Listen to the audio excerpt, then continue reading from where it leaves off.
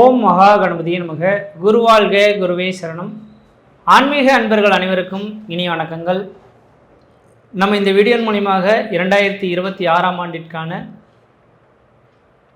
ஆனி மாத ராசி பலன்களை பார்க்க இருக்கிறோம். குறிப்பாக இந்த வீடியோவானது பார்த்தீங்க அப்படின்னாக்கா மீன ராசி அன்பர்களுக்கான வீடியோ.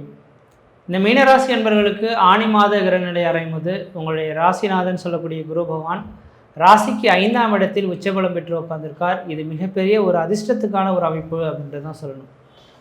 உண்மையாலுமே சோதனை காலகட்டத்திலையும் ஒரு சில யோகங்கள் கிடைக்குது அப்படின்னாக்கா இந்த காலகட்டம் தான் சொல்லணுன்ற விதிங்க.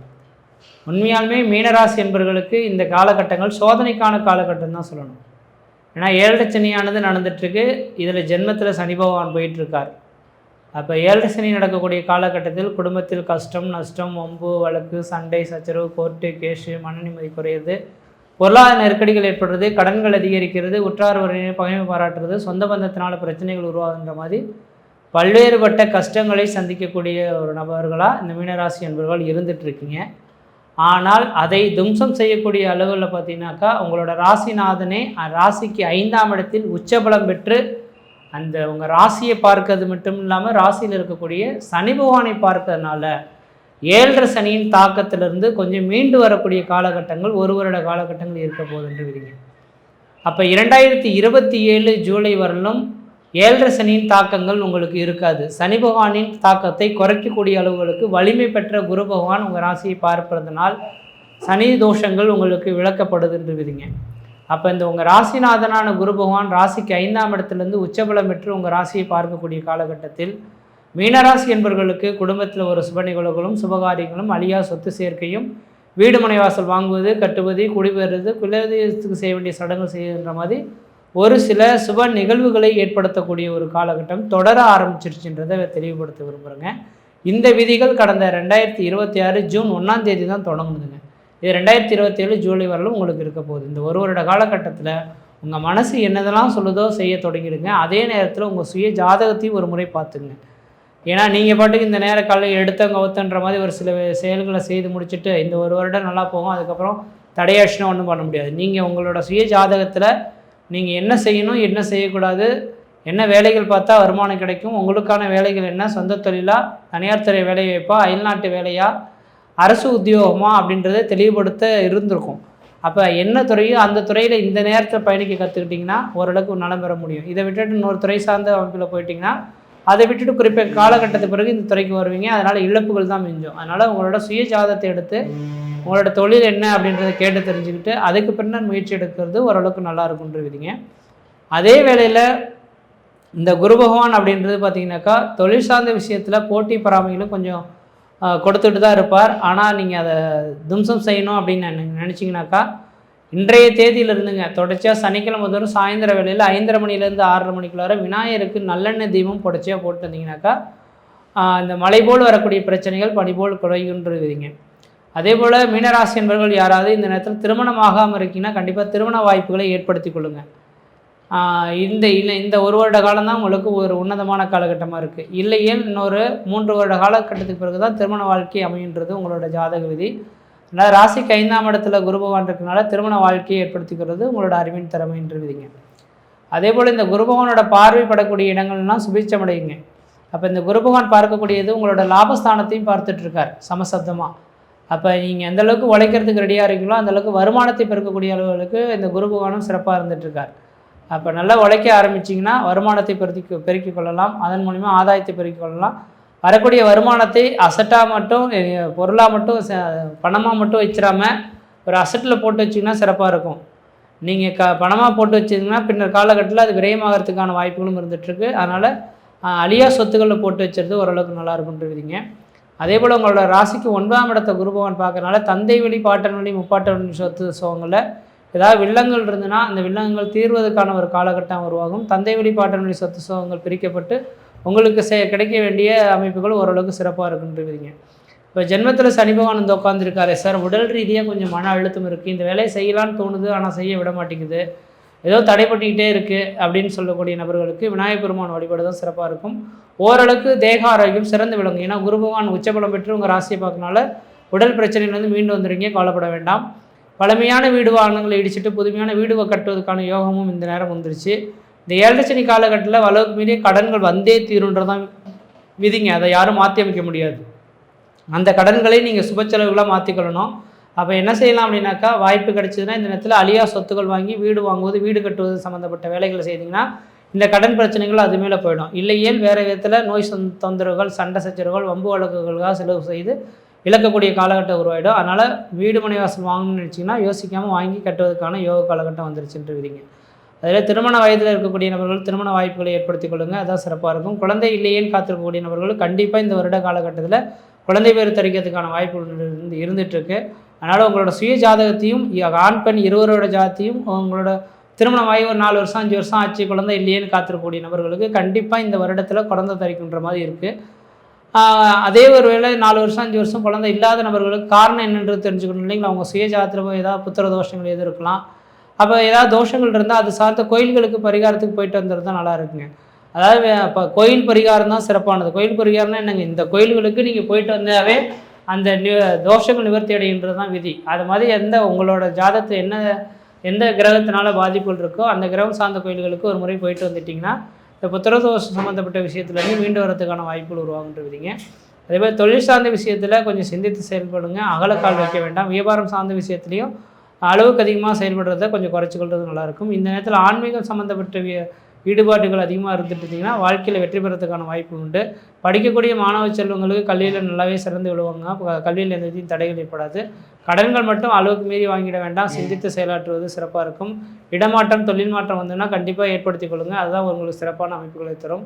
மற்ற விதத்தில் உங்களுக்கு எந்த விதத்தையும் தோஷங்கள் கிடையாது. சீரும் சிறப்புமாகவே இருப்பீங்க, நலமாக இருப்பீங்க. நன்றி, வணக்கம். இதன் உருவமை குலமிகு கரியது வடிகுடு தனதடி வழிபடும் அவரிடர் கடி கணபதி வர அருளின் மிகக்குடைய வடிவினர் பயில் வழி வளமுறை இறையே ஈசனே சிவகாமி நேசனே எனகின்ற தில்லைவாழ் நடராஜனுடைய திருவடி தாமரையை வணங்கி இன்று நிகழும் மங்களகரமான பராபவ வருடம் ஜூன் மாதம் 15/6/2026 மிருகசீரிஷ நட்சத்திரம் அமாவாசை திதியோட மிருகசீரிஷ நட்சத்திரத்தோட தமிழ் மாதங்களில் சித்திரை, வைகாசி, ஆனி என்ற 3வது மாதம் பிறக்கின்றது.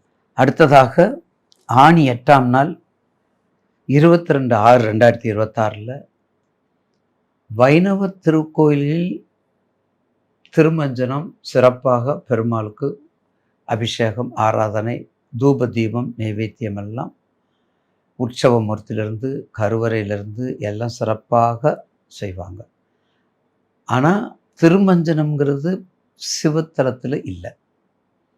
அப்போ திருமஞ்சனம் எல்லா இடங்களும் பெருமாளுக்கு உகந்தது, பெருமை வாய்ந்தது.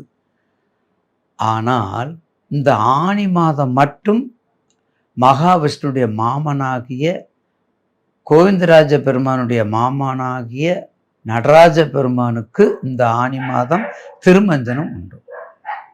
மற்ற நேரம்லாம் 16 அபிஷேகம், 32 அபிஷேகம் எல்லாம் நடக்கும். ஆனால் இதில் மட்டும் இந்த ஆனி மாதத்துக்கு மட்டும் மிக பெருமை சேர்ப்பது நடராஜமூர்த்தியினுடைய திருமஞ்சனம்.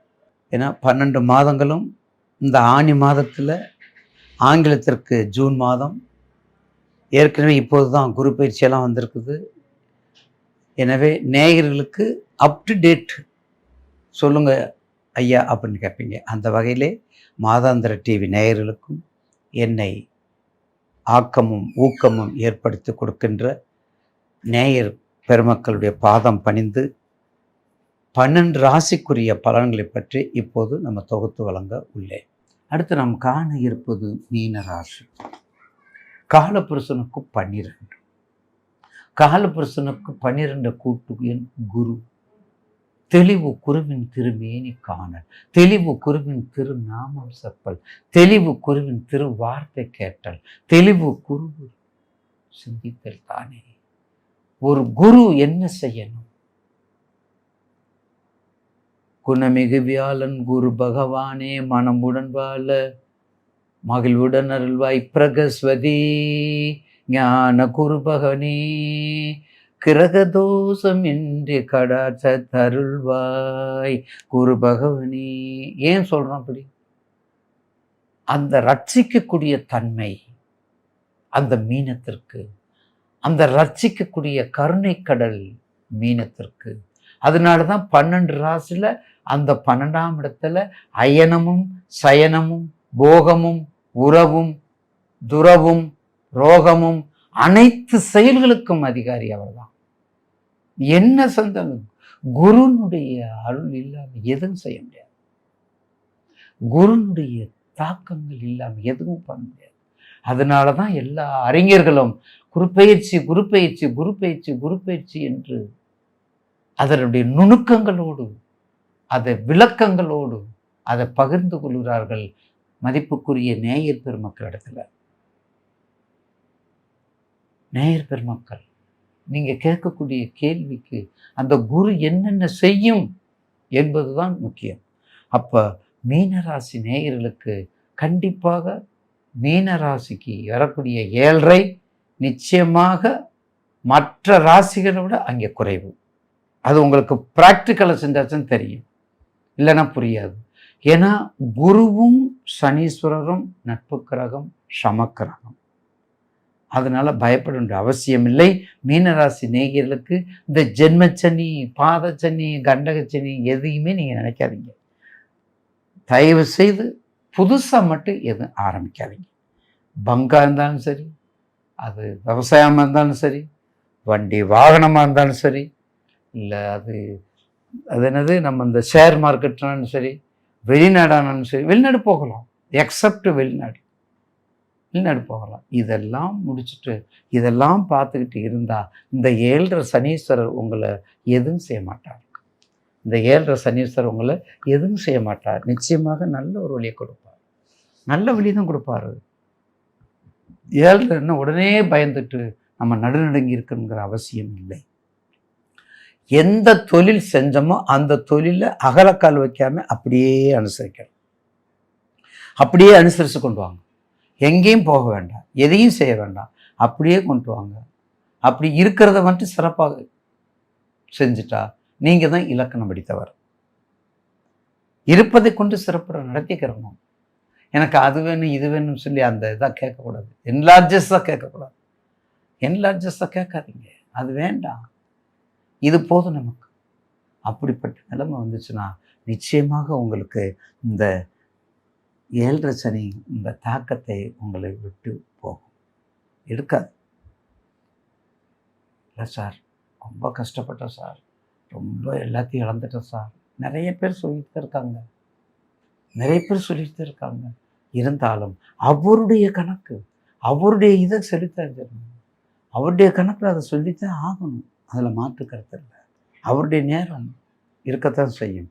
ஆக கண்டிப்பாக மீனராசி நேயர்களுக்கு இந்த மாதம் நிச்சயமாக ஓரளவுக்கு, ஏன்னா 10 தனுசு மீனம் 7க்கும் 10க்கும் 7-10 ஆனி மாதத்திலேருந்து பார்க்கும்போது 7-10.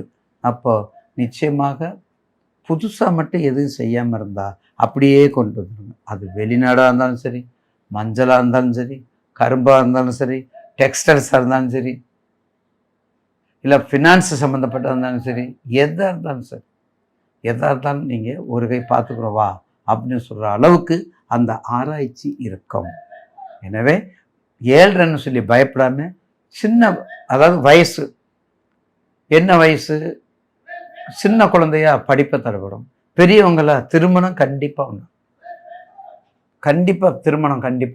20 to 27 கண்டிப்பாக திருமணம் உண்டாகும். அதில் மாற்று, ஏன்னா 7.5 தான் திருமணமே நடக்கும். இயக்கங்களுக்கு தலைவன் சனீஸ்வரன், இயக்கத்திற்கு தலைவன் சனீஸ்வரன். அதனால தான் அந்த நேரத்தில் திருமணத்துக்கான யோக பலன் மட்டும் கொடுப்பாரு. அதில் எந்த மாற்றம், எல்லாருமே 99% பாருங்க, அது லவ் மேரேஜா, விரும்பி செய்வதா, இல்லை ப்ரோக்ராம் பண்ணி பண்ணுவதா, எல்லாத்தையும் சேர்ந்து செய்வதா, அரேஞ்ச்மெண்ட் பண்ணி பண்ணுவதா, எல்லாத்துக்குமே இந்த 7.5 கை கொடுக்கும் என்பதில் மாற்று கருத்து அல்ல. கண்டிப்பாக நல்லது நடக்கும். அடுத்து மீனராசி நேயர்களுக்கு ஒரு முறையாவது சனீஸ்வரனுடைய சம்பந்தப்பட்ட கோயிலுக்கு சென்று 8 தீபம் ஏற்றி வன்னி இலையை மாலையாக போடுங்க. வன்னி மரத்து இலையை மாலையாக போட்டு கண்டிப்பாக சகஸ்ரநாம அர்ச்சனை, சகஸ்ரநாம ஸ்தோத்திரம், அட எதுவுமே தெரியாதியா, பிள்ளையார் தான் தெரியும் அப்படின்னா பிள்ளையார் வழிபடும். பிள்ளையாரை வழிபட்டால் சனீஸ்வரி தாக்கங்களை நமக்கு எடுத்துட்டு கொடுக்கும், குறைச்சி கொடுப்பார். நம்ம பக்கத்திலே வராது. அவர் பிள்ளையார் கும்பிட்றாரா விட்டுறா அப்படின்னு சொல்கிற மாதிரி, கிராமத்தில் சொல்கிறது மாதிரி விட்டுருவாங்க. அந்த மாதிரி கண்டிப்பாக விநாயகர் வழிபாடு, ஆஞ்சநேயர் வழிபாடு, விநாயகர் வழிபாடு, ஆஞ்சநேயர் வழிபாடு இதெல்லாம் ரெகுலராக செஞ்சுட்டா நிச்சயமாக இந்த தாக்கத்திலிருந்து நாம் வெளியே வரலாம்.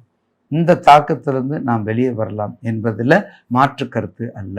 எனவே மீனராசி நேயர்களுக்கு இந்த மாதம், ஆனி மாதம் நிச்சயமாக எல்லா வகையிலையும் எல்லா கஷ்டத்தையும் ஜீரணிக்கக்கூடிய மாதமாக, கொஞ்சம் லௌகீகமாக, கொஞ்சம் அதாவது கஷ்டத்தை குறைச்சி கொடுக்கக்கூடிய மாதமாக அமையும் என்பதில் மாற்று கருத்து இல்லை. குரு வழிபாடு, ரமணர் வழிபாடு, சேஷாத்திரி சுவாமிகள் வழிபாடு, ராகவேந்திரா வழிபாடு, ராமானுஜர், இந்த மாதிரி குரு வழிபாடுகளை பண்ணி கொண்டால் ஒரு மிகுந்த உயர்ந்த நோக்கத்தோடு இருக்கக்கூடியவங்களுக்கு கை கொடுக்கும் என்பதில் மாற்று கருத்து இல்லை என்று கூறி, தனம் தரும், கல்வி தரும், ஒரு நாளும் தலைவரையா மனம் தரும், தெய்வ வடிவம் தரும், நெஞ்சில் வஞ்சமில்லா இனம் தரும், நல்லெண்ண எல்லாம் தரும். யாருக்கு? 12 ராசிக்காரர்களுக்கும் என்று கூறி விடைபெறுகிறேன். நன்றி, வணக்கம். எல்லோருக்கும் வணக்கங்க. நான் பாரம்பரிய ஜோதிடர் ரவிக்குமார். இப்போ நாம் பார்த்துக்கிட்டு இருக்கக்கூடிய ஒரு தலைப்பு பார்த்தீங்கன்னா, ஆனி மாதத்துக்குண்டான மாத பலன்களை பற்றி தான் இந்த காணொலியில் பார்த்துட்ருக்குறோம். வரக்கூடிய இந்த ஆனி மாதம், அதாவது பார்த்திங்கன்னா நிகழும் மங்களகரமான பராபவ வருடம் ஆனி மாதம் 1ஆம் தேதி, அதாவது திங்கட்கிழமை அதிகாலையில் தான் பிறக்கப்படுதுங்க. மிருகசீரிஷ நட்சத்திரம் 2ஆம் பாதத்தில், ரிஷப ராசியில், மிதுன லக்னத்தில், செவ்வாயுடைய திசையில் 59 டிகிரியில் தான் இந்த மாதம் பிறக்கப்படுது. இப்படி பிறக்கக்கூடிய இந்த காலகட்டத்தில் மேச ராசி முதல் மீன ராசி வரை பிறந்த உங்களுக்கு எந்த மாதிரியான ஒரு மாற்றங்களை கொடுக்க போகிறார்? மீன ராசி நேயர்களே, மீன ராசியில் பிறந்த உங்களுக்கு இந்த ஆனி மாதம் என்னென்ன மாற்றங்களை கொடுக்க போகிறாரு? ஆனி மாதம் அப்படின்னாவே 32 நாட்கள், சரிங்களா? அப்போ இந்த கும்ப ராசியில் பிறந்த உங்களுக்கு, அதாவது மீன ராசியில் பிறந்த உங்களுக்கு இந்த ஆனி மாதம் என்னென்ன மாற்றங்களை கொடுக்க போகிறார்? காலச்சக்கரத்தின் 12வது ராசி தான் இந்த மீன ராசி. மீன ராசி அதிபதி யாருன்னா குரு பகவான். இப்போ மற்றவங்களுக்கெல்லாம் எடுத்துட்டிங்கன்னா குரு பகவான் அதாவதுன்றது ஒரு கிரகம், அவ்வளோதான். ஆனால் உங்களை பொறுத்த வரைக்கும் குரு பகவான் தான் உங்கள் ராசிக்கு அதிபதி. பொதுவாகவே ஒவ்வொருத்தருக்குமே குரு நல்லா இருக்கணும். A to Z வரைக்கும் நம்ம எதிர்பார்க்கறது ஒன்று, நவகிரகத்திலேயே சுபகிரகம்னு சொல்லக்கூடிய குரு பகவான் நல்லா இருக்கணும். ஏன்னா குரு நல்லா இருந்தால் மட்டும்தான் முதல்ல திருமணத்தை கொடுப்பாரு. குரு கெட்டு போயிட்டாருன்னு வச்சுக்கோங்களேன், பழமொழி சொல்லுவாங்க, தலைகீழ நின்று தண்ணி குடித்தாலும் திருமணம், தட்டத்துக்கு தாலி வந்தால் கூட தவிழ்ந்து போகும்னு சொல்லுவாங்க.